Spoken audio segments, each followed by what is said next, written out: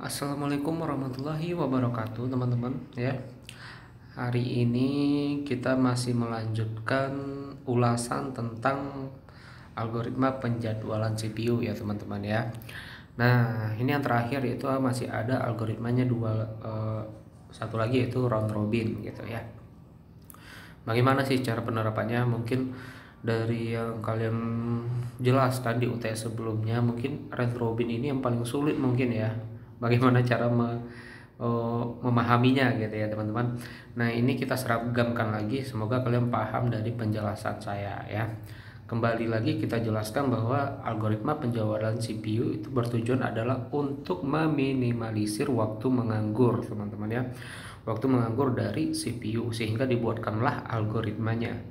Ya, penggunaan algoritmanya ini tergantung bagaimana kondisi dari prosesnya gitu ya. Kadang tergantung dari bar stemnya, tergantung dari arrival time-nya. Ya, disitulah pencocokan dari algoritmanya ini gitu. Bukan berarti nanti semua algoritma ini ada yang terbaik, ada yang terburuk, enggak gitu juga ya, teman-teman ya. Dia menyesuaikan dengan kondisi gitu ya. Jadi seperti itulah penjadwalan dari algoritma itu disusun gitu. Nah, kita akan membahas bagian yang ini nih, ya kan? Ini udah kemarin, ini juga udah 2 minggu sebelumnya. Nah, kita akan membahas tentang round robin ya. Kemarin ada yang bertanya round robin yang preemptive sama non preemptive itu seperti apa sih Pak, gitu ya. Pak, apakah ada yang round robin non preemptive atau ada yang preemptive-nya aja sebenarnya Pak? Nah, kita lihat contohnya. Ya, kita langsung ke studi kasusnya aja. Bagaimana cara penerapan algoritma menggunakan algoritma round robin ini? Oke. Nah, pertama, saya nggak tahu juga ya teman-teman, apakah benar ada ini apa enggak. Tetapi menurut dari yang saya pahami, yang non preemptive ini adalah apabila arrival time waktunya ini sama, teman-teman. Arrival time-nya ini sama gitu loh. Tapi kalau misalnya preemptive, arrival time-nya ini berbeda-beda setiap prosesnya gitu. Kita lihat ini round robin non preemptive. Saya anggap aja gini dulu ya, biar kalian paham membedakan antara contoh yang ini sama yang selanjutnya nanti. Round robin ini kita baca satu-satu ininya. Samatin dulu paketnya. Oke. Proses dilakukan berdasarkan time quantum, teman-teman. Oke. Kedua, setiap proses dijalankan berdasarkan waktu kuantum yang sudah ditentukan. Nah, jadi dia akan berjalan berdasarkan waktu kuantum ini nih. Oke. Nah, yang ketiga, proses dijalankan bergantian berdasarkan waktu kuantumnya. Jadi setiap proses yang akan berjalan nanti di sini itu akan berjalan secara bergantian berdasarkan waktu kuantum ini tadi. Nah, jadi semua terfokus kepada waktu kuantum kalau round robin ini, teman-teman ya. Nah, keempat, proses round robin temperatif ini jika proses memiliki arrival time-nya sama, teman-teman. Oke. Arrival time-nya sama. Nah, berbeda dengan algoritma sebelumnya tentang schedule priority, yaitu yang membedakan dia di sana, di situ adanya namanya nilai prioritas gitu ya. Ada yang diprioritaskan. Nah, kalau bedanya dengan round robin itu ada time kuantumnya, waktu kuantumnya gitu ya. Jadi itu yang membedakan. Kalau misalnya schedule priority itu menggunakan prioritas, kalau ini menggunakan waktu kuantum. Nah, seperti itu teman-teman ya. Nah, sekarang kita lihat saja, yang penting ini kalian pahami nih ya, setiap proses ini. Round robin ini dia mempunyai kuantum. Dan kemudian kalau misalnya dia non preemptive ya, dia tidak memiliki arrival time-nya itu sama, teman-teman gitu. Intinya pokoknya arrival time-nya sama gitu ya. Nah, kita lihat ke contohnya. Ini adalah contohnya, teman-teman. Gambarlah gencar dan tentukanlah rata-rata waktu tunggunya atau AWT-nya menggunakan algoritma round robin ya. Dan diberikan waktu kuantumnya adalah 3. Oke, teman-teman. Nah, lihat soalnya. Ini adalah soalnya. Ini proses arrival time dan bar stem-nya. Oke. Setiap proses P1 sampai 5. Nah, lihat arrival time-nya, teman-teman. Arrival time-nya sama di sini, 0 semua. Berarti waktu kedatangannya sama. Gitu. Kalau misalnya satu semua misalnya kan gitu ya. Nah, ini menunjukkan arrival time-nya sama. Ini yang dimaksud dari Ini tadi nih. Oke. Arrival time-nya sama. Oke. Nah, arrival time-nya sama.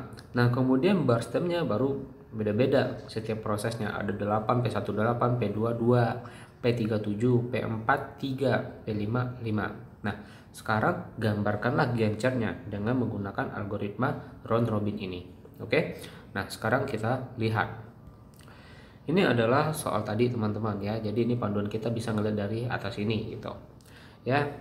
Ini adalah Gantt chart-nya dan ini adalah ready queue-nya, antriannya nanti. Nah, berdasarkan dari soal ini dengan kuantum nilai time kuantumnya 3, arrival time-nya sama nih, ya kan?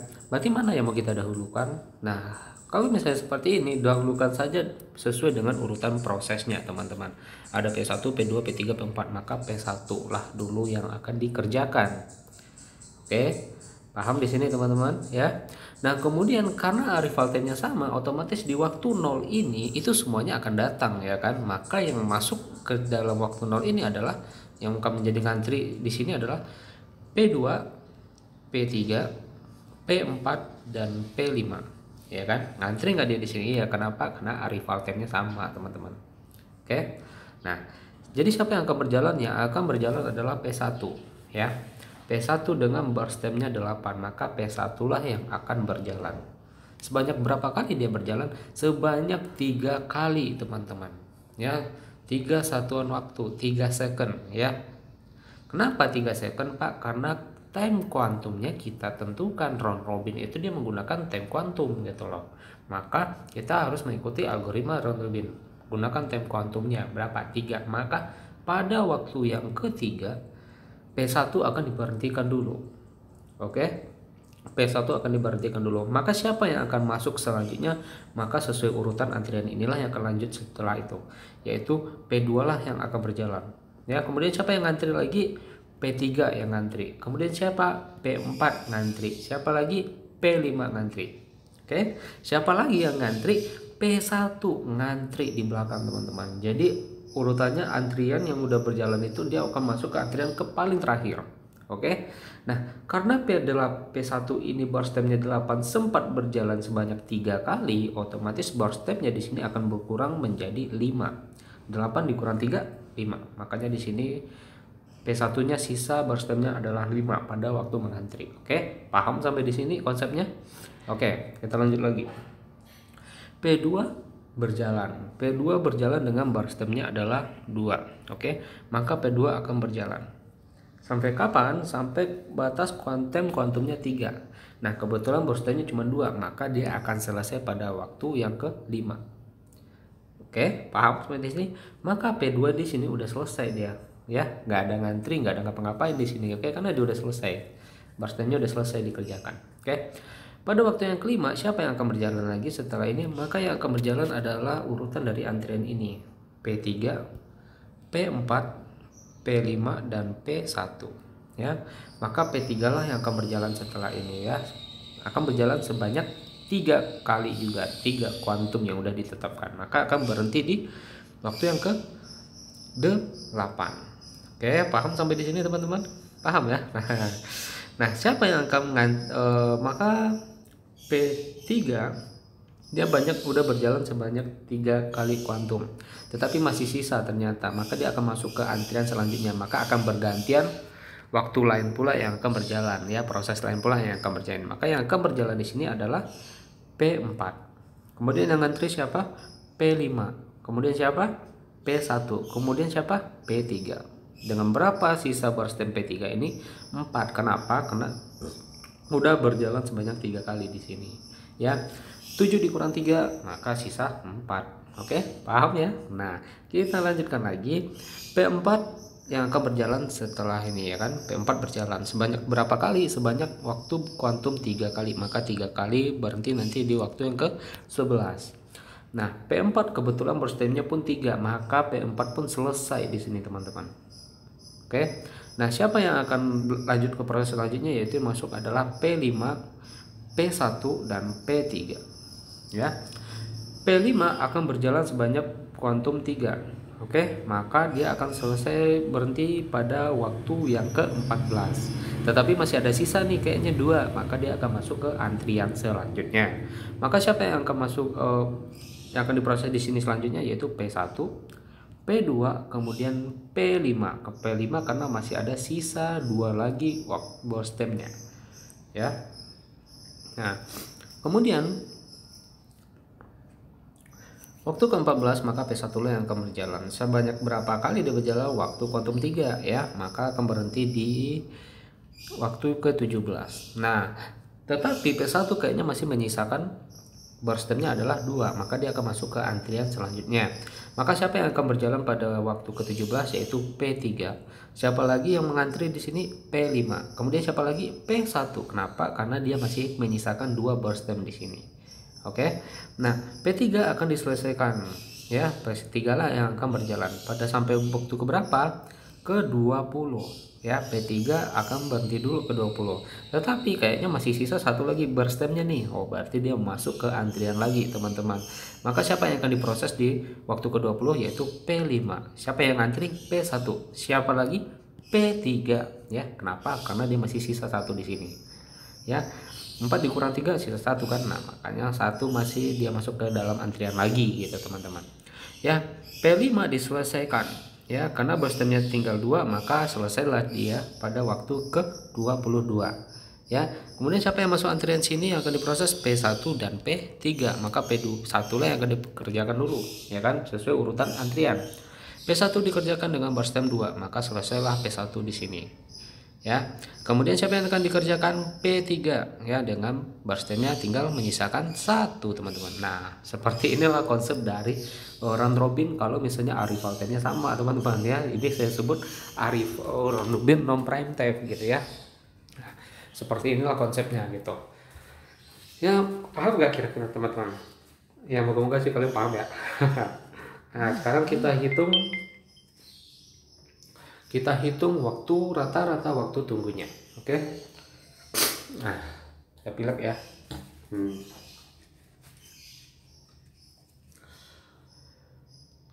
Rata-rata waktu tunggunya.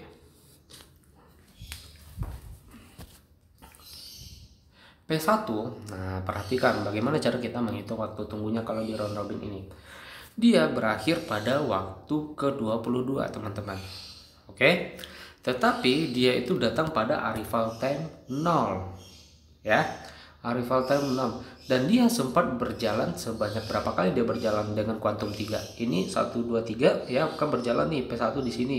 Kemudian di sini juga P1 berjalan sebanyak 3 kali waktu kuantumnya. Nah, berarti kita kurang 6, berarti dia udah jalan sebanyak 6 kali. Di sini 3, di sini juga 3 ya kan. Berarti 22 kita kurang 6, maka waktu tunggunya itu adalah 16. Oke, paham ya? Lanjut lagi. P2. Nah, P2 itu datangnya pada dia berakhir pada mana dia? P2 nya ini ya. Nah, ini P2 berakhir pada waktu yang ketiga gitu ya.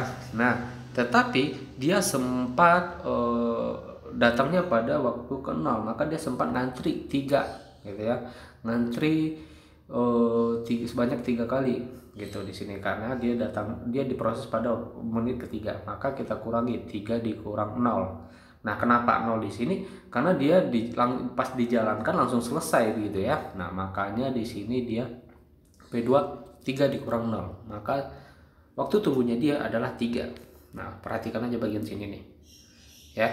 Nah, kemudian P3. Nah, P3 itu berakhir dijalankan pada waktu ke-24. Sedangkan P3 ini udah sempat berjalan sebanyak berapa kali? P3 1 kali, 2 kali. Oke. 1 kali, 2 kali. Nah, kita kurangi 24 dikurang 6. Kenapa 6, Pak? Karena di sini dia udah berjalan sebanyak 3 kali. Dan P3 di sini juga udah berjalan sebanyak 3 kali, maka 24 dikurang 6. Oke. Maka waktu tunggunya dia adalah 18. Nah, P4 itu berakhir di mana nih P4? Ini ya. Nah, ya P4 berakhir pada waktu yang ke-8, sedangkan dia itu dimulai pada waktu yang ke nol. Tetapi pada saat dijalankan di sini dia nggak ada waktu ngantrinya karena waktu bar stepnya juga cukup 3 gitu ya, maka dia langsung selesai. Maka 8 dikurang 0, maka waktu tunggunya dia itu adalah 8 teman-teman. Oke. Nah, kita lanjutkan lagi P5. P5 itu berakhir pada waktu nih. P5 ini berakhir pada waktu ke-20 teman-teman. Tetapi P5 ini sempat berjalan sebanyak sekali ya teman-teman, 3 dengan kuantum waktunya 3, maka 20 dikurang 3 ya, waktu tunggunya adalah 17. Nah sekarang kita totalkanlah semuanya ini, maka sehingga diperolehlah total keseluruhannya adalah 62 dibagi 5 proses yang ada di sini, maka diperolehlah rata-rata waktu tunggu atau OWT-nya 62 dibagi 5, 12,41 waktu. Nah, seperti itu konsepnya teman-teman. Kalau kita menggunakan round robin dengan arrival time-nya, kalau misal prosesnya itu sama semuanya. Oke, paham ya? Oke, kita lanjutkan lagi. Kalau dengan round robin yang primitive-nya ya. Bedanya yang tadi sama yang ini itu adalah prosesnya sama sebenarnya. Proses dilakukan berdasarkan waktu kuantum, ya kan? Setiap proses dijalankan berdasarkan waktu kuantum yang sudah ditentukan. Proses dijalankan bergantian berdasarkan waktu kuantum, ya. Proses round robin bukan non preemptive lagi ya, tapi ini preemptive ini ya teman-teman ya. Jika proses memiliki arrival time-nya tidak sama ya. Jadi ini bukan non preemptive tapi adalah round robin preemptive ya. Saya lupa ngeditnya. Jika arrival time-nya tidak sama, kalau tadi kan arrival time-nya sama, kalau ini nggak sama. Nah kalau misalnya nggak sama, bagaimana cara penjabarannya? Nah ini yang sedikit ada sulit ya, tapi semoga kalian bisa memahaminya. Kita langsung masuk ke contohnya. Contohnya sama, yaitu gambarlah Gantt chart-nya dan tentukan waktu rata-ratanya. Oke, menggunakan algoritma round robin primitive dengan QO10 kuantumnya adalah 3. Soal ini burst time-nya sama, tetapi arrival time-nya lah yang berbeda. Kalau tadi 0 semuanya, kalau ini beda kondisinya. P1 arrival time-nya 0, P2 arrival time-nya 5, P3 arrival time-nya 1, P4 arrival time-nya 6, P5 arrival time-nya 8 teman-teman. Oke, sekarang gambarkanlah Gantt chart-nya. Nah, kita langsung ke selesaikan soal ini. Ini adalah soalnya tadi, jadi panel kita ngelihatnya dari sini tabelnya. Oke, ini adalah Gantt chart-nya dan ini adalah antriannya. Nah, berdasarkan dari soal ini, maka mana yang akan kita proses terlebih dahulu? Maka yang akan kita proses terlebih dahulu adalah P1 dengan arrival time-nya 0. Oke, maka P1 lah yang akan berjalan di sini. Oke, P1 akan berjalan dengan bar time-nya 8. Ya, tetapi di sini kita tentukan berdasarkan time kuantumnya adalah 3, maka dia akan berhenti pada waktu yang ketiga. Oke, nah sepanjang waktu kuantum 3 yang diberikan berarti kan 1, 2, 3 ya, 1, 2, 3. Proses apa yang datang pada saat waktu itu? Oke, paham nggak maksudnya?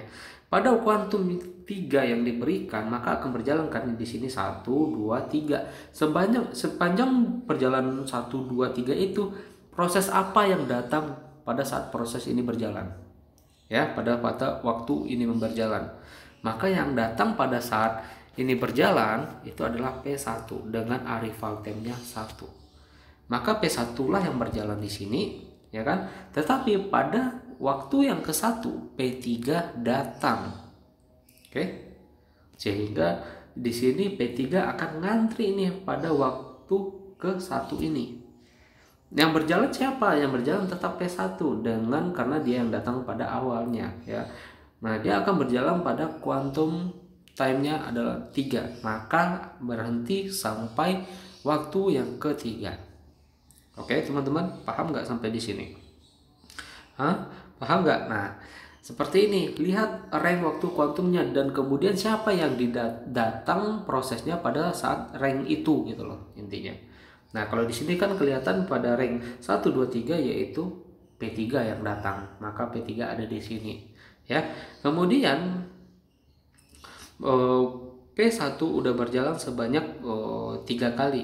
Nah, yang di sini yang ngantri duluan siapa? Yaitu P3 yang ngantri. Maka P3 lah yang akan diproses selanjutnya pada waktu kuantum ketiga ini. Kemudian siapa yang ngantri? Yang ngantri adalah P1. Ya, P1 yang ngantri di belakangnya jadinya. Ya. Nah, P1 karena udah berjalan sebanyak 3 kali dengan burst time 8, maka 8 dikurang 3.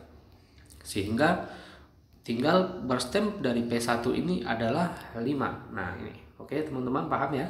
Nah, pada waktu yang ketiga ini dengan kuantum 3 maka akan berjalan sebanyak 3 kali lagi, 3 satuan waktu lagi, maka P3 akan berjalan di sini. Oke, pada ring 3, 4, 5, 6 ya.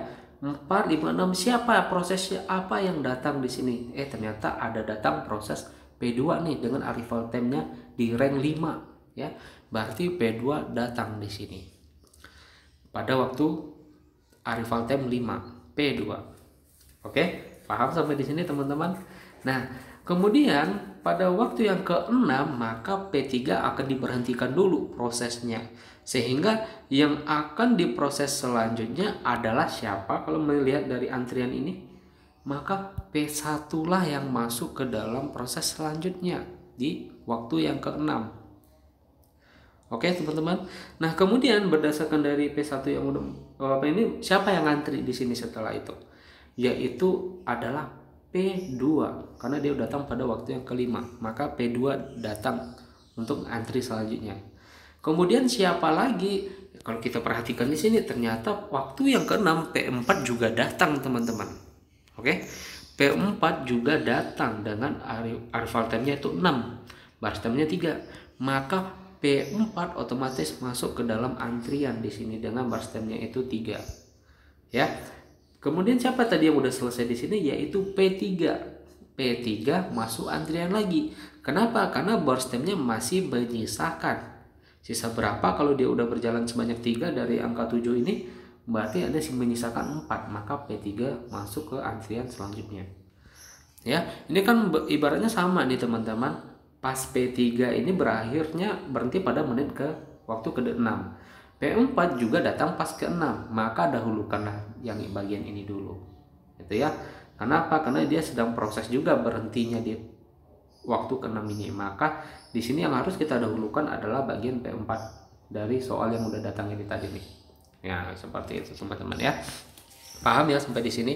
Nah, kemudian P1 akan berjalan lagi sebanyak time kuantumnya 3 dengan sisa burst time-nya 5, maka dia akan berjalan. Nah, pada rank kuantum ketiga selanjutnya, 3 langkah selanjutnya yaitu 7, 8, 9, siapa yang datang lagi? Ternyata pada rank tersebut 7, 8, 9 ternyata P5 datang dengan arrival time-nya itu 8.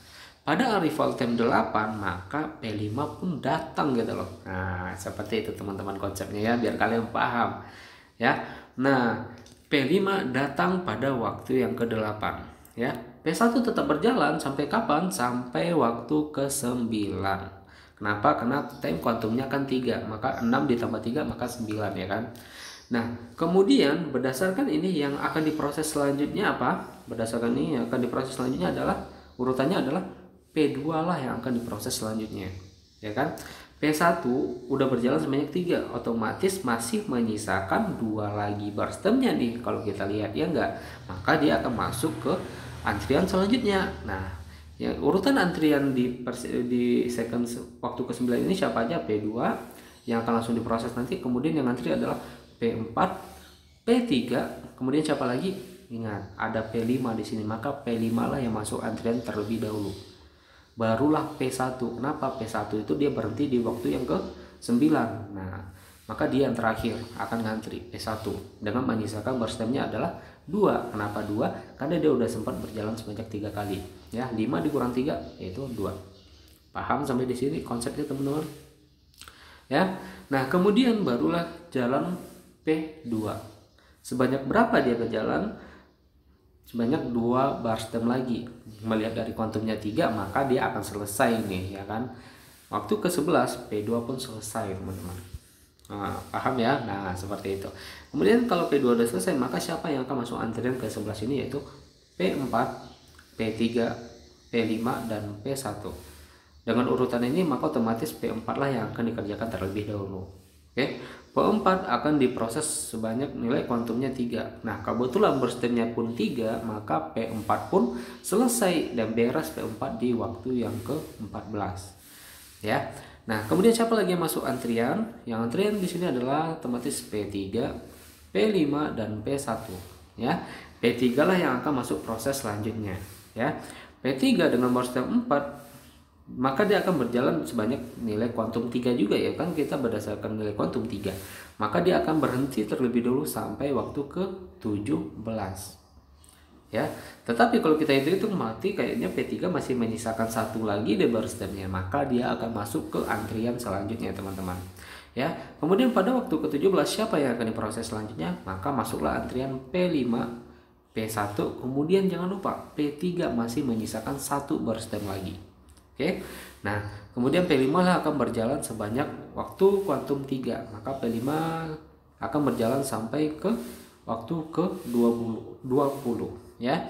Nah, dia akan berhenti di sini. Kalau kita perhatikan P5 ini kalau berjalan 3, maka kayaknya masih sisa nih di sini 2 ya enggak. Nah, berarti di sini dia akan masuk ke antrian selanjutnya lagi P5. Kemudian di sini siapa yang akan diprosesnya? Yang akan diproses di sini adalah P1, P3, kemudian yaitu P5. Oke. P1 tinggal 2 burst-time, maka akan dijalankan P1 ini. Maka dia akan selesai pada waktu ke-22. Ya. Siapa lagi yang akan ngantri selanjutnya? Maka P1 di sini selesai, teman-teman ya. Udah selesai dia nih ya. Kemudian yang akan diproses selanjutnya adalah P3 dengan burst-time-nya 1. Dan kemudian yang ngantri selanjutnya siapa? P5 ya kan. P5 masih ngantri. Nah, P3 diselesaikan dengan menyisakan burst-time-nya 1. Maka pada waktu yang ke-23 P3 pun selesai. Siapa yang akan diproses selanjutnya? Yaitu P5. Dengan burst-time-nya 2, maka akan diproseslah sebanyak 2 burst-time-nya ini, yaitu bahkan akan berakhir pada waktu ke-25. Nah, seperti ini konsepnya teman-teman. Kalau kita menggunakan round robin algoritma round robin primitive dengan arrival time-nya yang berbeda-beda ya. Nah, semoga sih kalian paham ya. Karena kalau dicari juga dari narasumber yang apa juga kalian kebingungan carinya di Indonesia ini susah ya kan. Nah, seperti inilah penjabarannya dan saya buatkan semudah ini biar kalian mudah memahaminya teman-teman. Ya, kalau misalnya tidak paham diulang lagi gitu ya. Nah, seperti itu. Nah, kita sekarang tinggal menghitung waktu rata-ratanya saja gitu. Waktu tunggu P1 itu berakhir pada waktu ke-20 teman-teman. Tetapi dia sempat berjalan, P1 berjalan di waktu ke-0 ini berjalan sebanyak 3 kali. Kemudian P1 berjalan lagi di sini sebanyak 3 kali ya kan. Ada lagi enggak di sini terakhir, berarti 20 dikurang 6 ya kan. 20 dikurang 6 maka waktu tunggunya dia adalah 14. Oke. P2 itu mana nih P2? Nah, P2 itu berakhir pada waktu ke-9 ya. Dan dia nggak ada lagi waktu tunggu, dia langsung selesai karena burst time-nya cuma 2 di sini ya kan. Nah, P2 pada waktu yang ke-9 dia datangnya pada arrival time 5. Maka ini dia ya kan. Maka kita kurangi saja 9 dikurang 5, yaitu waktu tunggunya adalah 4. Kemudian P3 itu berakhir pada waktu yang ke-22, tetapi P3 ini sempat berjalan sebanyak 1 kali, kemudian 2 kali, ya kan, berarti kita 1 kali, ya kan, kemudian 2 kali. Nah, tetapi berarti 6 nih, dia udah sempat jalan sebanyak 6 kali ya kan. 3 di sini 3. Tetapi dia datang pada waktu arrival time 1, teman-teman. Nah, berarti kita tambahkan 1 lagi yang ini nih. Nah, berarti 22 dikurang 7. Maka waktu tunggunya adalah 15. Oke. Nah, kemudian P4 itu berakhir pada waktu ke-11, teman-teman. Ya, tetapi dia langsung selesai di sini kondisinya. Ya, tetapi dia datangnya pada waktu arrival time 6. Ini dia nih. nih ya kan. Berarti kita kurangi 11 dikurang 6, maka waktu tunggunya adalah 5. Kemudian P5 itu berakhir pada waktu ke-23 teman-teman ya. Nah tetapi P5 ini sempat berjalan sebanyak 1 kali ya, satu kali. Kemudian mana dia lagi ya, oh ya 1 kali aja ya dia tempat berjalan ya. Nah 1 kali berarti udah 3 kuantum nih yang udah dikurangi dari 23, tetapi dia itu datang pada arrival time yang ke-8 ya. Jadi kita kurangi 8, ini P5 dikurang 8 ditambah dengan dia sempat berjalan sebanyak 3 kali tadi di sini. P5 8 ditambah 3 11 ya, berarti 23 dikurang 11, maka sisanya adalah 12. Kita totalkan hasilnya adalah 50 dibagi 5, maka dapat satuan waktunya adalah 10 teman-teman. Nah seperti itu ya, seperti itulah teman-teman konsep dari algoritma round robin ini. Yang mau dimaksud dari non preemptive ini apabila arrival time-nya ini sama kondisinya itu.